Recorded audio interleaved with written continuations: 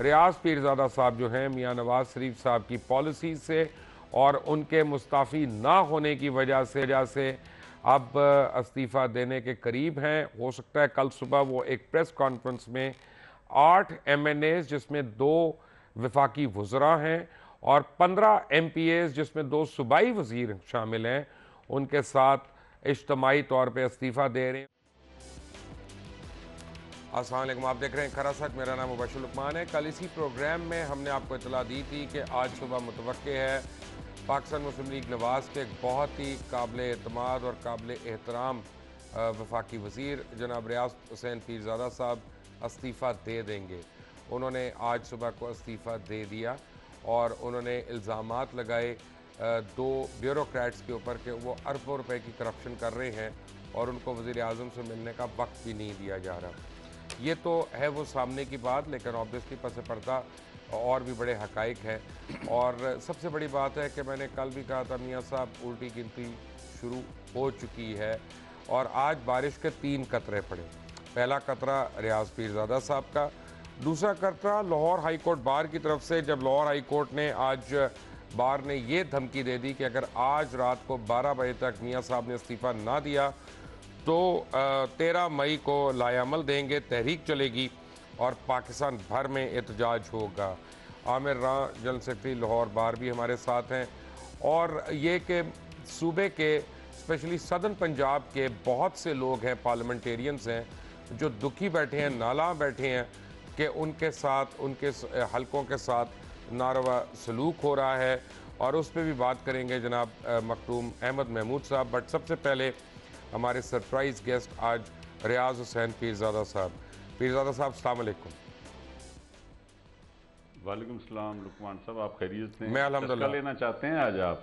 नहीं सर, मैं अपना ये चाहता हूँ कि मुझे सच पता चले, क्योंकि हकीकत यह है कि पाकिस्तान मुस्लिम लीग नवाज़ में आपका शुमार उन साथियों में होता है कि जिनको ना सिर्फ उनके दोस्त बल्कि उनके मुखालिफिन भी इंतहाई इज़्ज़त और एहतराम से उनको देखते हैं और आपकी हर बात जो है उसके पीछे बड़ा वज़न होता है। मुझे याद है 2 महीने पहले हमारी एक फंक्शन पे मुलाकात हुई थी, तो तब आप मुझे समझा भी रहे थे कि यार एहतजाज के और भी तरीके होते हैं, साइलेंट तरीक़ों से भी किया जाता है ये।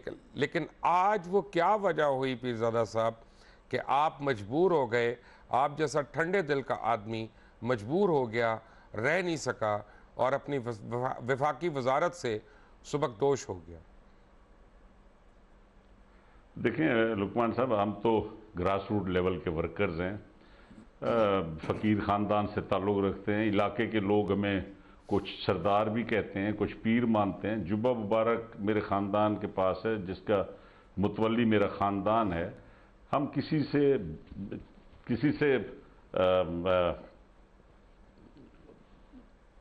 के जेब नहीं काटते। तो मुझे अफसोस ये हुआ कि जो मेरी वजह बनी है, मेरी एक जायज़ वजह थी कि मुझे वफाकी वज़ीर होते हुए भी तो मेरी एक्सेस इन अफसरान तक भी नहीं थी और वो जो मनमानी हो रही थी मेरे महकमे में, और ये करके दिखाते ना, निसार अली खान साहब के महकमे में, अपना डार साहब के महकमे में, एहसन इकबाल के महकमे में, अपना ख्वाजा साहब के महकमे में या ख्वाजा रफ़ीक साहब के महकमे में। तो मुझे इतना बेऔकाता समझ लिया है कि मैं शायद इतना छोटा आदमी हूँ कि धौंस धांधली से आके मेरे एक दफ्तर में एक कोई इजाज़ साहब हैं, कोई उनको अपॉइंट किया गया और ज़बरदस्ती प्रिंसिपल सेक्रेटरी साहब ने धमकी दे के मेरे अफसरों को ज़बरदस्ती मेरे एक एडिशनल सेक्रेटरी को बाहर फेंका और उसको बिठा दिया। मेरे साथ अज़रा जमाली साहब थी, साबिक वज़ीर आज़म साहब की भांजी, ताज मोहम्मद खान जमाली की भांजी, साबिक सेक्रेटरी एस्टेब्लिशमेंट सिकंदर जमाली की भांजी, मीर जाफ़र खान जमाली की पोती, अज़रा जमाली CSP ऑफिसर, हमारा निप का प्रोग्राम है उसमें वो हमारे महकमे में पोस्टेड थी। अब उसको एक लेटर आता है कि जी ये तो काम नहीं समझती और इसको जवाब नहीं दे सकती, तो इसको हम निकाल रहे हैं। मैंने लिखा कि मेरे महकमे को मुझे कोई वो लायक खातून है और बड़े ख़ानदान की हैं, और उनका एक अपना एक इज़्ज़त और वक़ार का नाम है, अच्छी ब्यूरोक्रेट हैं वो, तो उसको तब्दील मत करें। ऑल ऑफ ए सडन वो आती हैं मेरे पास रोने बैठ जाती हैं कि मेरे दफ्तर में एक पठान आके बैठ गए और वो मुझे ना उसने अफसर ने मेरे से पूछा, ना कोई हाज़िरी दी, जाके एक खातून के दफ्तर में जाके बैठ गया। मुझे गुस्सा तो बहुत आया। मैंने कहा अगर अब मैं कुछ करता हूँ ना तो लोग यही कहेंगे कि ये पॉलिटिशियंस मारते हैं लोगों को, ब्यूरोक्रेट्स को। मैं पी गया। मैंने कहा चलो किस्मत की बात है। फिर पहले दो जो प्रिंसिपल सेक्रेटरी साहबान थे वो मुझे कहते थे कि जी मियाँ साहब की तरफ से मैं ऑर्डर है कि आपका जो भी काम है आप कर दिया करें, तो आप फिक्र न करें। मुझे समझ नहीं आई कि जब से ये प्रिंसिपल सेक्रेटरी आया, जिसके खिलाफ खुद केसेस हैं नैब में, और जो एस्टेब्लिशमेंट सेक्रेटरी है वो उनका भी सब दुनिया जानती है, वो अब ऐसे लोगों को नोटिस देते हैं जब खुद डूबे हुए हैं नाक तक अपने करप्शन में, तो गरीब लोगों को शो कॉज देते हैं करप्शन का। और मेरे डीजी को, जबकि मेरी कायदे आज़म गेम्स होने वाली थी 5 को, मेरा यूनिट जा रहा था 2.5 साल बच्चों का इस्लामिक गेम्स में, और ऑल ऑफ ए सडन उसके ऊपर आता है कि 3 महीने आप सस्पेंडेड हैं और लिहाजा आप इंक्वायरी है, और अभी तक चार्जशीट है कोई नहीं। और तुम तो डूबे हुए हो अपनी करप्शन में, तुम किसी गरीब को क्यों चार्जशीट करते हो? अपनी करप्शन तो ख़त्म करो ना। छोटे छोटे अफसरों बेचारों को तुम स्केप गोट बनाते हो। फिर इंडिया हमारी टीम जा रही थी, 450 खिलाड़ी हमारा गुवाहाटी गया, उसमें हमारे इंटीरियर मिनिस्टर साहब की बेटी भी साथ थी।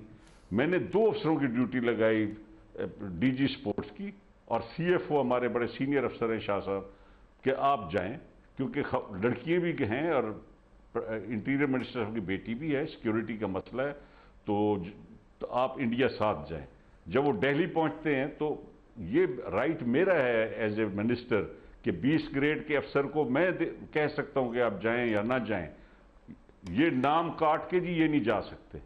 तो उससे दिल्ली से मुझे फ़ोन आया, जी मेरा तो नाम काट दिया। मैंने कहा नहीं, मैं आपको भेज सकता हूं, आप चले जाएं, मैं जिम्मेदारी नहीं लूंगा, क्योंकि इंटीरियर मिनिस्टर साहब की बेटी साथ जा रही हैं और 2 सीनियर अफसर, इसीलिए मैंने आपके साथ भेजे थे। 3 लड़कियां भी जा रही थी, अगर लड़के जा रहे होते तो खैर थी, वो भी इन्होंने किया। अब मेरा कंटिजेंट जाना था बाकू, उसमें जब फाइल गई तो ये कौन होता है नाम काटने वाला? जब मैंने नाम भेज दिए, 21 ग्रेड अफसर से ऊपर प्राइम मिनिस्टर करता है, तो जो मेरी लिस्ट है उसको काट के वो कोई एक खातून बना दी है, शेफ डी मिशन, और वो भेज दी। वो फिर इसने क्या किया कि एक बॉक्सर थे हमारे, बहुत नाम वाला लड़का है हमारा, पाकिस्तान की प्राइड है, वसीम, वो उसकी बड़ी ह्यू एंड कराई हुई, आपके मीडिया ने उसको बहुत उछाला कि जी ये बड़ा अच्छा लड़का है। तो मैंने उसको बुलाया, मैंने कहा तुम क्यों मीडिया पे आते हो? जब मैं स्पोर्ट्स मिनिस्टर हूँ, मेरे दरवाजे खुले हैं, तो मेरे पास आओ। उसको मैंने कहा कितना तुम्हारा खर्चा? उसने कहा 30 लाख रुपए। मैंने कहा ठीक है, डन।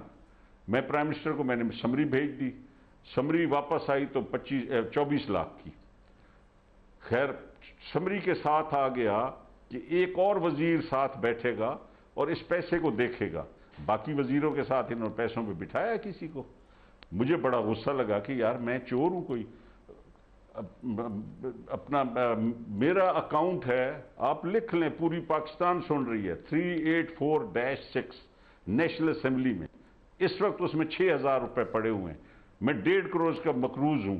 मैं इनकी तरह चोर नहीं हूं कि ये मुझे आके मेरी इंक्वायरी करवाएं। 24 लाख के पीछे परवेज रशीद साहब आए, सीनियर मिनिस्टर। मैंने उनको कहा कि जी मैं तो जिम्मेदार हूं, मुझे हिसाब का पता नहीं है, आप इसको, मैंने जान के कहा, मैंने कहा आप इसको चेक करें। मुझे पता था कि मुझ पे इन्होंने बेइतमादी की है। जब मुझे टाइम ही नहीं मिल रहा था बताने का, तो मैं चुप कर गया। परवेज रशीद साहब को आपको पता है बड़ा मुतबर और बहुत समझदार आदमी है, उन्होंने एक एक चीज चेक की। जब वो वापस चीफ प्राइम मिनिस्टर हाउस गई तो वापस आ गया जी कि मिनट्स जो है तब्दील कर दिए गए, जैसे मैंने मिनट्स तब्दील कर दी हो। मैंने परवेज रशीद साहब को फ़ोन किया, मैंने कहा सर ये फाइल आई है, आप इसमें देख लें कि इसमें कोई चेंज तो नहीं हुआ। उन्होंने कहा नहीं, ये तो बिल्कुल, मैंने पढ़ के सुनाया। उन्होंने कहा नहीं, यही चीज़ें हमने डिसाइड की थी। फिर एक दिन एक एडिशनल सेक्रेटरी आ जाता है कि सर मैं आपकी इंक्वायरी करने आया हूँ। किसी और वजीर की आज तक इंक्वायरी हुई है कि मेरी इंक्वायरी करने आ गए? ऐसे बंदे की। मेरा वालिद कहते होते थे कि किसी की एम्बेसी की सिगरेट तो मैंने पी होगी, मैंने किसी का कुछ नहीं देना। मेरे वालिद हुक्का पीते थे, पीछे फोटो आपको नजर आ रहा होगा। मैं इस बाप का बेटा हूं जिसका फोटो पीछे लगा हुआ है मेरे। मैंने इसीलिए सिलेक्ट किया है कि मेरा इलाका देखे कि मैं इस बाप का बेटा हूं। तो वो हुक्का पीते थे, तो कभी जीप में हुक्का नहीं होता था तो कहते थे यार किसी के पास सिगरेट है एम्बेसी की, क्योंकि एम्बेसी सिगरेट ही हुक्के की नेमोल बदल है, तो वो को पिला देता था। मैं तो वो सिगरेट भी नहीं पीता। मेरे अकाउंट में 6,500 रुपए है। मैं इतनी मुद्दतों से इलेक्शन लड़ रहा हूं, मेरा इलेक्शन कमीशन के पास रिकॉर्ड है। लोगों ने मियां साहब से 8-8 प्लॉट लिए जब ये चीफ मिनिस्टर थे। आपको पता है लाहौर में हर MP MNA ने अपने हाथ रंगे, मैंने प्लॉट नहीं लिया। मुझे बेनज़ीर साहबा ने एक दिन बड़ी मेहरबानी करके कहती हैं पीरजादा साहब आपने दरखास्त नहीं दी प्लॉट की। तो मैंने कहा प्राइम मिनिस्टर मैं दे दूंगा। मैं देना नहीं चाह रहा था, मैंने नहीं दी, मैंने कोई प्लॉट नहीं लिया। मैंने मेरे अपने कमिश्नर भावलपुर को, DC को फोन कर लें कि रिकॉर्ड बताया कभी मैंने कोई सर्किट हाउस यूज किया हो, कभी मैंने सरकारी तौर पे जो मुझे ऑथराइज्ड है कि मैं जाऊं और एक सरकारी गाड़ी DC या कमिश्नर के लिए भेजे, मैं अपनी गाड़ी पे मेरा बेटा ले जाता है। कभी मैं जाऊं तो मैं इन सरकारी गाड़ियों पे नहीं बैठता। मैं किसी का कुछ नहीं दे रहा, मैंने हुकूमत का। मैं हुकूमत का ताबेदार किस्म का हम शहरी हैं जिनका मुल्क है। ये क्या तरीका है कि दहशतगर्दी भी आए स्टेट स्पॉन्सर्ड, और वो भी मेरा वालिद मारा जाए। सराइकी बेल्ट की असूलों को उड़ा दिया इन्होंने, हमारे मेहमान खानों को उजाड़ दिया, जहां दरवाजे नहीं होते थे, हमारे कल्चर को तबाह किया। ये कैसी स्टेट है कि जब हम आ जाएं तो हम सराइकी लोगों के लिए कोई अफसर हमें टेलीफोन नहीं सुनता, पंजाब का कोई सेक्रेटरी हमारा फोन नहीं सुनता। तो क्या का फायदा ऐसी वजारत का? इसलिए मैंने वजीर आजम साहब की तरफ कहा, मैंने 4-5 अपने दोस्त वजीरों को ढूंढा कि वो मुझे मिल जाए, मेरी को रसाई हो जाए और वो मेरी बात पहुंचाएं। फिर मैंने मिलिट्री सेक्रेटरी को फोन किया, मैंने कहा मिलिट्री सेक्रेटरी साहब मैं खुदकश बम्बार बन चुका हूं, कल को गिला ना आए, मैं इस्तीफा कल शाम को भेज दूंगा। मेरे साथ ज्यादती हुई है, मैं बार बार टाइम मांग रहा हूं, ये प्रिंसिपल सेक्रेटरी बाज नहीं आ रहा, ये मुझे चोर उचक्का समझता है और इसके अपने जो किरदार है सारी दुनिया जानती है। तो मेरे साथ मत छेड़े, मैं मौलाई मलंग आदमी हूं, मैं जहाद लसानी का कायल हूं जो मुसाफिर शाम ने की थी। मैं उस दरबार पे जाकर वहां के ज़ायरीन की मट्टी, जूते की मट्टी चाटता हूं कि मेरी ज़बान में कुव्वत आए। तो मेरे साथ ये मत छेड़े क्योंकि असेंबली में फिर ये बर्दाश्त नहीं कर सकेगा। और मैंने तमाम इन कुर्सियों को देखा हुआ है। हम दरबार यजीद से लड़ना भी जानते हैं, तो खून देना भी जानते हैं। तो आप कल शाम तक मुझे न मिलवाएंगे तो मैं अपना इस्तीफा भेज दूंगा। मैंने कल शाम अपना इस्तीफा भेज दिया।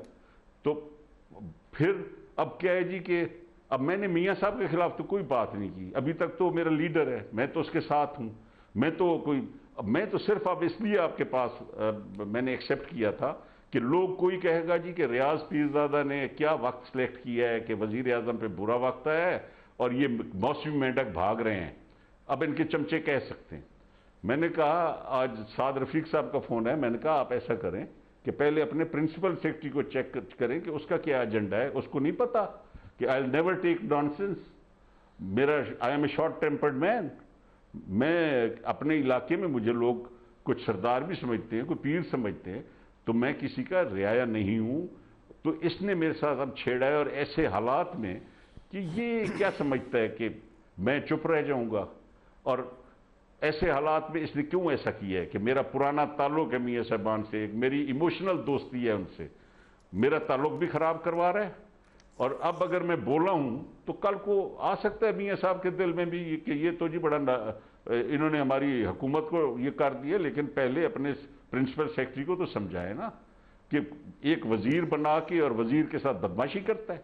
और हम आपके नाम पे हर वक्त आके, मेरा महकमा इसको मिला हुआ है कि ये आके ये फांसी चढ़ा दें DG को, 4 महीने बाद DG ने रिटायर हो जाना है।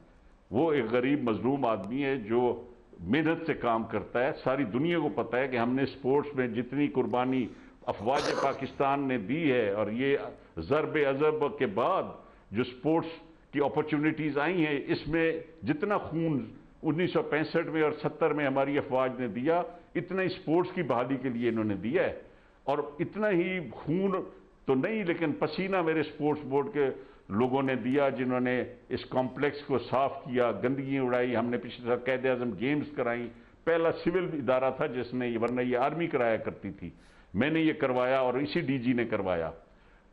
ये पीएचडी है, मैंने प्राइम मिनिस्टर से इसकी खास तौर पे मंजूरी ली थी कि ये पीएचडी है लड़का, और ये ऑस्ट्रेलिया से पीएचडी करके आया इन स्पोर्ट्स। आप आज भेज दे पूरे स्पोर्ट्स में, कोई गंदगी आपको नजर आए, जबकि घुसा नहीं जा सकता था।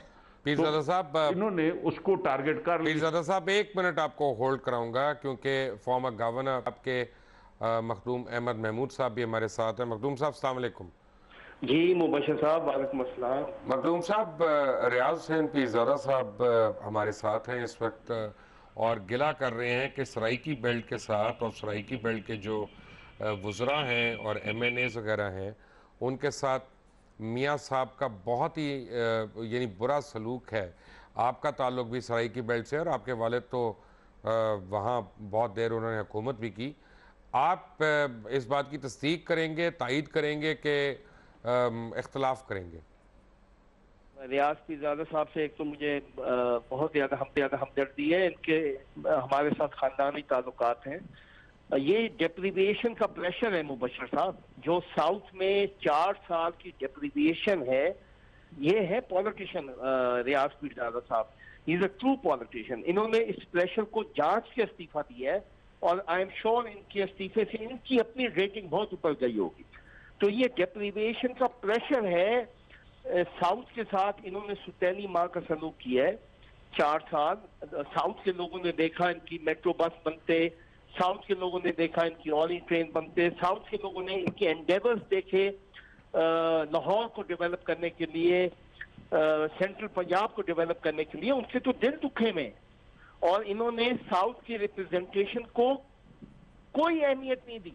इन्होंने वहां पर भी सॉरी टू से this but this is a fact कि पंजाबी स्पीकिंग लीडरशिप को इन्होंने वहां पर उभारा है, सराइकी लीडरशिप को इन्होंने वहां पर दबाया है। तो इसकी ये नतीजे निकल रहे हैं, अब ये नतीजा इनके सामने आ गया है। मखदूम साहब, आपको लग रहा है कि मजीद लोग भी पीछे हैं पीरजादा साहब के, और वो छोड़ने को तैयार हैं? अच्छा साहब, विदाउट एग्जैजरेशन मैं आपको ये हकीकत बता सकता हूँ, कोई सराइकी स्पीकिंग बंदा इनके हक में नहीं इस वक्त साउथ में। पंजाबी स्पीकिंग जरूर होंगे, सराइकी स्पीकिंग कोई भी इनके हक में नहीं, और ये फैक्ट। तो हम इतनी गुड गवर्नेंस के जो नारे सुनते हैं और अरबों रुपए के इश्तिहार दिए जा रहे हैं, उनको आप कैसे रिफ्यूट करेंगे मखदूम साहब? देखें, पिछले 4 सालों में इनकी प्रायोरिटीज तो सामने आ गई। ये जो पावर प्रोजेक्ट थे, अगर ये प्राइवेट सेक्टर में इंकरेजमेंट देते, प्राइवेट सेक्टर में लगाते, आज सारे के सारे मुबशर साहब ऑन होते। इन्होंने पब्लिक सेक्टर में लगाए, वो चल नहीं पा रहे, क्योंकि आपको पता है पब्लिक सेक्टर की एफिशिएंसी का। तो इनकी प्रायोरिटीज बिल्कुल डिफरेंट है। ये हुक्मरानी के जोन में सियासत करते हैं। इनको अल्लाह का खौफ या लोगों की खिदमत का जज्बा इनके अंदर बिल्कुल नहीं है। ये कारोबारी लोग हैं, और इन्होंने अपना जो इनकी एक्यूमन था, एप्टीट्यूड था, वो दिखा दिया आवाम को। पीरजादा साहब, आपके ऊपर एक अब पीएमएलएन की जो सोशल मीडिया टीम है, उन्होंने ऑलरेडी इल्ज़ामात लगाना शुरू कर दिए हैं, और आपके हवाले से मुख्तलिफ बातें वो कर रहे हैं। मैं तो आपको जानता हूं, तो मैं तो उनको फ्लैटली टॉस अराउंड करूंगा, मैं तो उनको नहीं मानूंगा। लेकिन अब आपको ये एक मुश्किल मरला है, और जिस तरह मखदूम साहब फरमा रहे हैं कि अगर आप लोग डिप्राइव्ड हैं, तो आप लोगों को अपने राइट के लिए खड़ा होना चाहिए। देखें जी, तनकीद और तायीद उनकी अपनी मर्जी है। अब हर जो भी किसी का पालतू होता है, ज़ाहिर है उसके लिए बात करेगा। और मैं तो अपनी ज़ात में, हम तो जी मलंग लोग हैं और मौलाई लोग हैं, तो अपने अंदर तो मुझे कोई ऐसी गंदगी या ख़राबी नज़र नहीं आती। मैं तो अपने किरदार का भी पाबंद हूँ, और मेरी 4वीं-5वीं दफ़ा अगर मैं बना हूँ MNA, और हमेशा मेरे इलाके ने अगर मुझे वोट दिए हैं, तो वो मेरे करैक्टर को मिले हैं। मैं अगर कोई बदकिरदार आदमी होता तो मुझे इतने वोट कितनी दफ़ा लोग अपनी कॉन्स्टिट्यूंसी से रिपीट कर सकते हैं। मैं चौथी दफ़ा आके कंसेक्यूटिवली बैठा हूँ इस सीट पे। ये तो प्रिसाइसली पीरज़ादा कोई वजह साहब, तो है ना लोगों की। बात यह है कि मुझे तो ये पता चला है कि आपके साथ 8 MNA और 15 MPA और हैं जो अगले 48 घंटे के अंदर छोड़ने वाले हैं। इस तादाद में कितना को फ़र्क हो सकता है जो मैं बता रहा हूँ? अच्छा, ये अब आप मुबशर साहब, ये अगर होंगे भी सही तो अपनी सोच तो कोई भी नहीं बताता। तो मैं फ़िलहाल तो प्राइम मिनिस्टर के साथ ना मुलाकात हुई है। अब ये मुलाकात के बाद पता चलेगा, अगर वो मुझसे मिल लेते हैं तो फिर पता चलेगा कि मेरी क्या हैसियत है, क्या वैल्यू है। नहीं, लेकिन और ये फिर हम जो सियासी वैल्यू लोग मैं हैं, बता रहा हूँ, क्या ये वैल्यू वर्कर लोग सही है? हैं क्या? ये वैल्यू मोरल सही है जो मैं बता रहा हूँ? फिर नहीं सर, नहीं, मैं तो कुछ भी नहीं कह रहा इस वक्त। मैं तो कुछ भी नहीं कह रहा। मैं तो इस वक्त सिर्फ मुंतज़िर हूं कि मैं अपनी पार्टी में मेरी क्या हैसियत है और मुझे किस वक्त मिलना पसंद किया जाता है। वो तो कोई हैसियत नहीं है, आपको पता चल जाना चाहिए।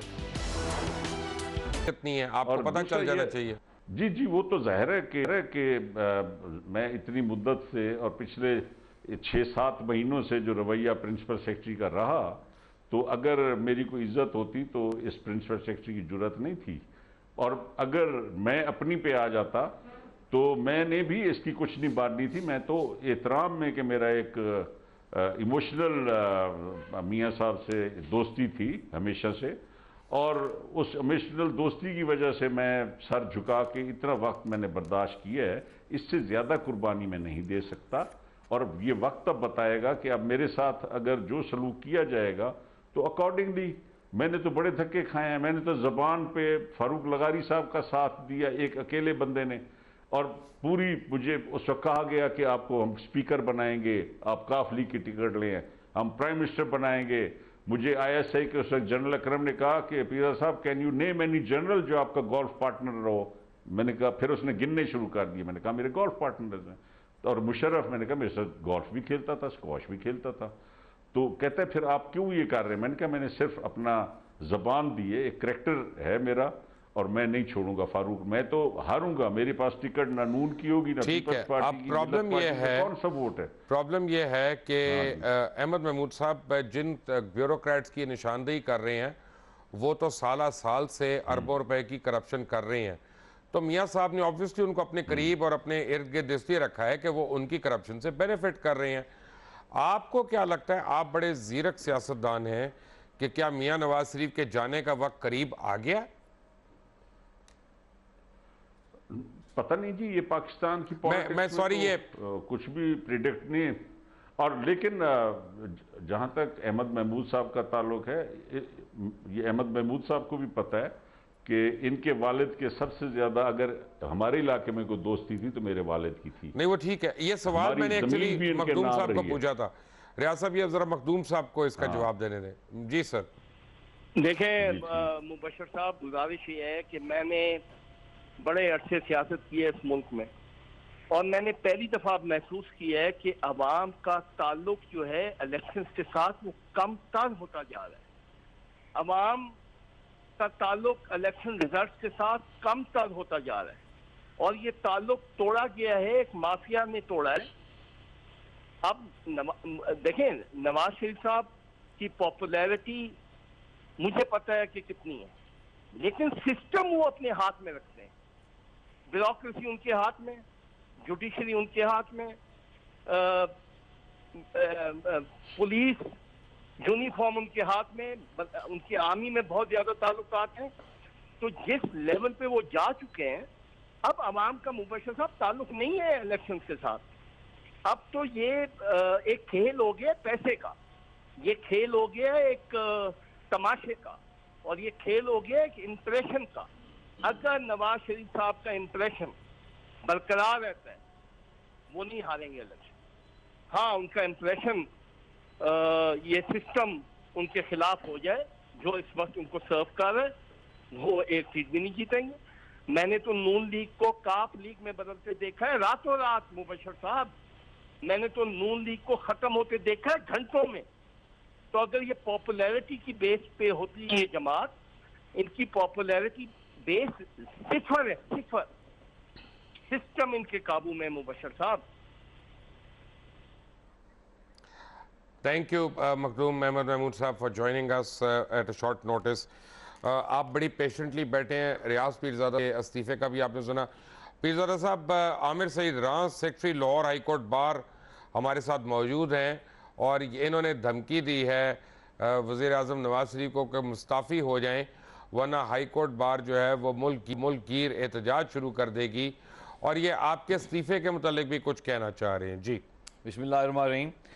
पहले तो मैं मुबारकबाद पेश करता हूँ जनाब रियाज पीरजादा साहब, क्योंकि एक असूल पसंद बाप के बेटे हैं और जनूबी पंजाब का ये मैं कहता हूँ हुस्न है। जनूबी पंजाब के ये एक हीरो गए हैं कि जिन्होंने करप्शन के खिलाफ जब आवाज़ उठाई है और बताया है कि फवाद हसन फवाद जो प्राइम मिनिस्टर का प्रिंसिपल सेक्रेटरी है वो किस तरह अरबों रुपए लूट रहा है और किसके लिए लूट रहा है। हमारा मुल्क में अंदर जो आगे आइंदा आने वाली नस्लें हैं वो पीरजादा साहब की शुक्रगुजार होंगी कि करप्शन के खिलाफ आवाज़ उठाने में सबसे पहला किरदार इन्होंने अदा किया है। आज Lahore high court bar association के अंदर जब इनके इस्तीफे की बात आई तो पूरी Lahore high court bar association के लोग इस बात पे बड़े खुश थे कि जनूबी पंजाब से ताल्लुक़ रखने वाला एक फरिश्ता सिफ्त इंसान जिसने करप्शन के खिलाफ आवाज़ उठाई है, वो कहते हैं हम शाना बशाना इनके साथ खड़े हैं, ये आगे बढ़े करप्शन के खिलाफ। क्योंकि आगे आने वाली नस्लें उन्होंने देखना है कि पीरजादा साहब जो पीरों के बेटे हैं, जो वहाँ पर कह रहे हैं कि फ़कीरों के बेटे हैं, इन लोगों ने आगे बढ़े हैं और आगे बढ़ के साथ चल रहे हैं।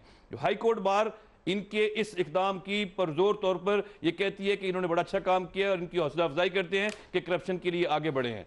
बाकी Lahore high court bar association ने जो आज डिसीजन लिया है कि हमारा मुल्क करप्शन के अंदर डूब चुका हुआ है, करप्शन का पैसा लूट के इन्होंने बाहर लेके चले गए हैं। सुप्रीम कोर्ट ने आज एक ऑर्डर किया 20 अप्रैल को कि करप्शन के खिलाफ पाकिस्तान में पहली बार एक ऐसा ऑर्डर आया है जिसके ऊपर पूरे मुल्क के अंदर ये वेव चली है कि करप्शन मुल्क से बचा नहीं है और आइंदा आने वाली नस्लों को बचा के लेके चलना है। उसके लिए Lahore high court bar association ने जो 7 दिन पहले कहा था कि प्राइम मिनिस्टर शुड रिजाइन, लेकिन उनकी 7 दिन में उन्होंने रिजाइन नहीं किया, लेकिन उनकी हरकत को देखते हुए, उनके काले करतूतों को देखते हुए, उनकी करप्शन से बचकर पीरजादा साहब ने जो आज इकदाम उठाया है हम इनको काबिल तारीफ की निगाहों से देखते हैं। Lahore high court bar association ने जो आगे तो डेडलाइन खत्म हो गई यार। देखिए जी, आज तक हमारी डेडलाइन खत्म हो गई है। इसके बाद आगे हमने पूरे पाकिस्तान भर की बार कौंसिल के साथ, Pakistan bar council, Sindh bar council, Karachi bar council, KP के बार कौंसिल और सब बार कौंसिल के साथ हमने पिछले 7 दिन के अंदर बातचीत की है और सब लोग मुख्तलिफ बार एसोसिएशन में उन्होंने इनके खिलाफ रिक्वेजिशन कैरी कर दी है और हमने आगे 13 मई की दिन दे दिया है कि 13 मई को ऑल पाकिस्तान लॉयर्स कन्वेंशन होगा जिसके अंदर पूरे मुल्क की नुमाइंदा जमातें इकट्ठी होंगी और आगे हम करप्शन को ख़त्म करने के लिए और सुप्रीम कोर्ट के फैसले पर अमल दरामद के लिए इंशाल्लाह आगे के इकदाम उठाएंगे। और इंशाल्लाह हम देख रहे हैं कि रियाज पीरजादा साहब ने जो इकदाम उठाया है हम इनको साथ लेके चलेंगे कि करप्शन के लिए आगे आगे होंगे और हम इनके साथ चलेंगे। पीरजादा साहब, बात यह है कि डॉन में छपने वाली जो प्लांटेड स्टोरी थी उसमें भी फवाद हसन फवाद का नाम आ रहा था और उसको बाद में निकाला गया। आपके ख्याल में उनका कितना रोल था उसमें? देखिए सर, मैं तो इतनी एक्सेस नहीं है प्राइम मिनिस्टर हाउस में कि मैं कुछ कमेंट कर सकूं और कैबिनेट मीटिंग्स में ही देखते हैं फवाद साहब को, वो हमारे से हाथ तो कभी नहीं मिलाते, तो उनकी एक पावर है और हमारे जैसे जो गुलाम लोग हैं वो उनकी तरफ बस हसरत से देखते रहते हैं। हम उनकी क्या कर सकते हैं, मैं उनके बारे में कुछ नहीं कह सकता कि उनकी क्या है। भाई इतना मैंने देखा है कि पावरफुल आदमी है बड़ा। अच्छा, आपकी खबर तो हमने कल ब्रेक कर दी थी कि आप इस्तीफ़ा देने वाले हैं आज, तो मुझे ये लग रहा था कि रातों रात मियाँ साहब बड़े राब्ते करेंगे और आपको ताल्लुकदारी का वास्ता देंगे और कोई ब्राइब करने की बात करेंगे, कोई 2-3 अरब रुपया ऑफ़र करेंगे आपको, तो वो कुछ किया उन्होंने?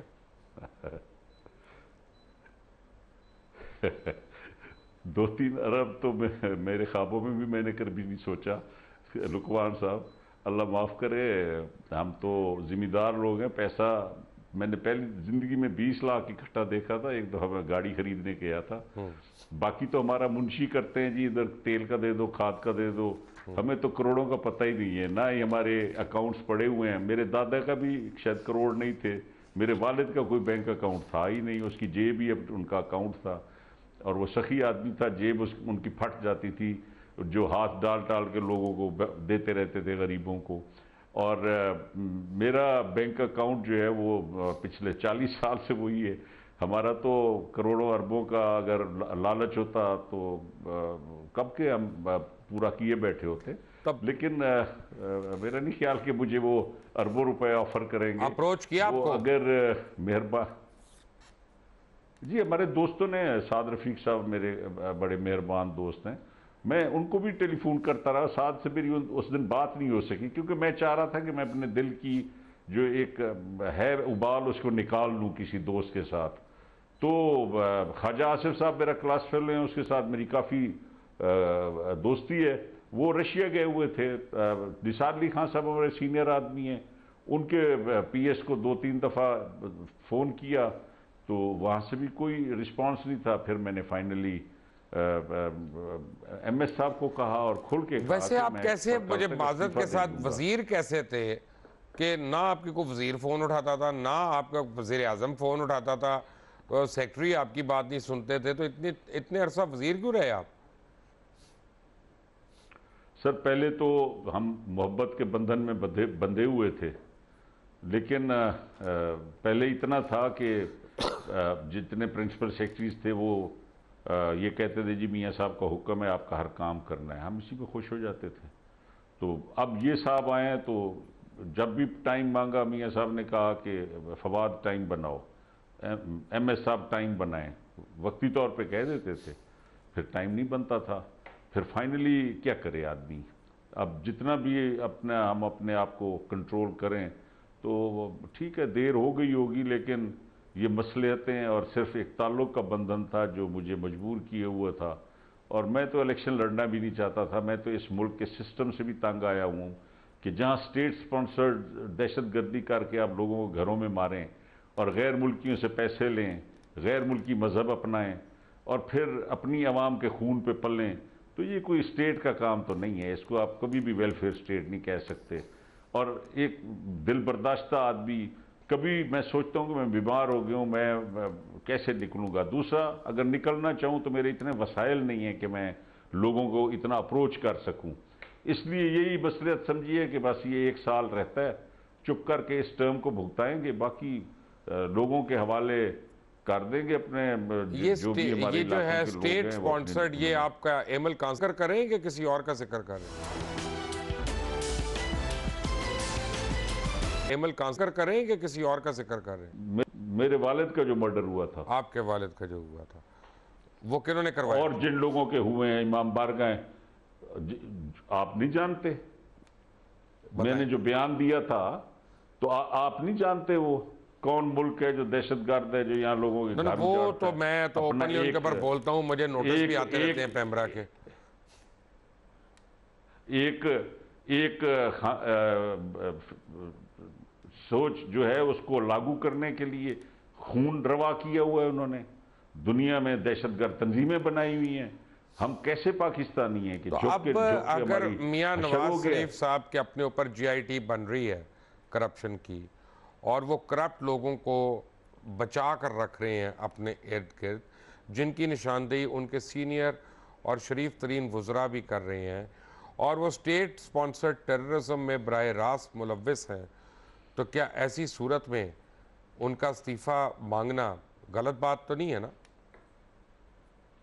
देखिए जी, वो तो ऑपोजिशन और गवर्नमेंट की बातें हैं ना, लेकिन जहां तक मैं कहता हूं कि इन जीआईटीज का तो फायदा तब है ना कि चेयरमैन नैब, ये उसका जो बकरा है, सबसे बड़ा प्रिंसिपल सेक्रेटरी साहब और ये जो अफसरान जिन्होंने करप्शन की है, अरबों रुपए खा गए हैं और इस्टेब्लिशमेंट सेक्रेटरी लगे हुए हैं। जीआईटी को तो मैं तब मानूंगा कि जीआईटी कुछ करेगी या जो भी इंसाफ करे या बेइंसाफी, जब ये बकरे जो हैं इनको उठा लेना। ये जब वो इनको नहीं उठा सकते तो मुल्क में क्या करेंगे? कुछ भी नहीं करेंगे। ये सेक्रेटरी लॉर हाईकोर्ट बार हमारे साथ है ना, आप इनको कहें ना कि ये फवाद हसन फवाद के खिलाफ आप इनको सबूत दें, ये पूरी बार की तरफ से केस फाइल करते हैं ना। हमें दें, हमें पीज़ा दें, हमें बड़ी खुशी है कि मेरा खुद ताल्लुक पंजाब से है। उसके खिलाफ आप वहां लाहौर में बार के सदर साहब को कह दें कि उसके खिलाफ लाहौर में अल फलाह हाउसिंग सोसाइटी की रेफरेंस लाहौर के नैब में पड़ा हुआ है, ये और वो तो अभी है उधर। देखिए जी, आपने आज निकालते ऐसे पीरजादा साहब, आपने आज बात बताई है कि अल्फला हाउसिंग सोसाइटी वाला केस पड़ा हुआ है। आप हमें बातें बताएंगे क्योंकि आप लोग अंदर रहे हैं। तो ये फवाद हसन फवाद क्या नवाज शरीफ ये इस्तीफा देगा? क्योंकि करप्शन को हमने जड़ों से उखाड़ना है। और हमें बड़ी खुशी है कि मेरा तल्लुक भी जनूबी पंजाब से है। और सदर साहब, प्रेसिडेंट साहब आपको पलंदे के पलंदे लोग पहुंचा देंगे, आप अपना पता दे दें। काफी मेरे पास भी है। अफसरान इनसे जले बैठे हैं ना, जो अफसरान इनसे जले बैठे हैं उनके पास पलंदे हैं। वेरी क्विकली हमारी स्क्रीन पे एड्रेस आ रहा है जी आमिर सईद रौं साहब का, और अगर आपने इनको, और खरा सच का भी एड्रेस आ रहा है। अगर आपने कोई सबूत पहुंचाना है फवाद हसन फवाद के खिलाफ तो प्लीज़ इन दोनों में से किसी पते पे आप भिजवा सकते हैं। हम अमानतदार होंगे आपको वो पहुंचाने के लिए आगे। जिन 2-3 लोगों के पास है वो तो मैं उनसे लेके इंशाल्लाह पहुंचा दूंगा आपको। डन हो गया। ठीक हो गया। मुझे एक बात सिर्फ बता दें सर कि आपने अपने जहन में कोई ना कोई कैलेंडर की तारीख मुकर्रर की होगी ना कि अगर तब तक वज़ीर आज़म से रब्ता ना हुआ तो मेरे दीगर साथी भी इस्तीफ़े दे देंगे और रिज़ाइन कर देंगे और एक हलचल मच जाएगी। वो तारीख कब है? नहीं, मैं जी देखें, मैं तो उन लोगों में नहीं हूँ कि अपनी जिस कश्ती में खड़ा हो जाऊँ उसमें सुराख शुरू कर दूँ, जिनके साथ फिर रहा हूँ उनके साथ ज़्यादती करूँ। मैं तो अपनी अना और अपनी बका और अपनी अना के लिए, मैं एक फ़कीर ख़ानदान का आदमी हूँ, मैं अपनी ह्यूमिलेशन बर्दाश्त नहीं कर सकता। चाहे जो भी मुझे ह्यूमिलेट करेगा, मैं बड़ा I will never take such nonsense जैसे इसने मेरे साथ किया है। तो अब इतना अगर आपको बेइज्जत मियाँ कर साहब दिया, की मोहब्बत में ही, मियाँ साहब की मोहब्बत में ही मैं ये सब बर्दाश्त कर गया हूँ, वरना इन सारे एक्ट्स जो इसने मेरे किए हैं, मैं और कुछ नहीं तो मैं इसके मुंह तोड़ देता। मोहब्बत तो नहीं हुई ना अपना आपसे कोई ना कोई, खुदा के लिए तो सतीली माँ वाली मोहब्बत है अगर मियाँ साहब को है भी तो, जो आपके साथ सलूक किया है। बस सर, मैं मियाँ साहब के खिलाफ तो मेरा अभी तक कोई ऐसा ग्रज नहीं है। सिर्फ यही है कि मुझे अगर साथ मिलाया था तो पीरजादा साहब, मैंने अपने आपने माशाल्लाह मैंने अपने इस्तीफे में भी लिखा है कि परिंदे के पर काट के उसको नहीं उड़ाना, कहो कि उड़ो तुम। आपने दुनिया देखी है, ये कैसे हो सकता है कि वज़ीर आज़म की नाक के नीचे इतनी ज़्यादा अरबों की करप्शन हो रही हो और या तो वो उसमें मुलव्विस ना हो या उनको पता ना हो? दोनों सूरतों में उनको वहां पे रहना ही नहीं चाहिए। फिर मैं तो इतने इक़्तिदार के ऐवान करीब से नहीं देखे, सिर्फ अपनी नुमाइंदगी और लोगों तक जाता हूं। आप ये देखें ना कि वो अपने वफाकी वजीर से नहीं मिल रहे और आपके ऊपर अपने वो 21वीं ग्रेड के अफसर को फौकियत दे रहे हैं।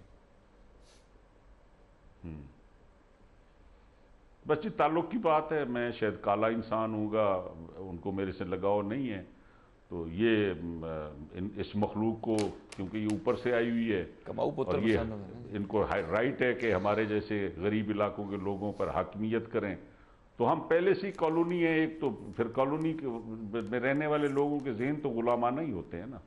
तो एक गुलामाना जहन का आदमी हूँ, शायद गुलामी पसंद कर ली है, लेकिन जब अपनी अना हर्ट हुई है तो गुलामी तो मैं पसंद किए फिर रहा था, लेकिन जब अना का मसला आया तो मुझे मजबूरन ये अमल करना पड़ा।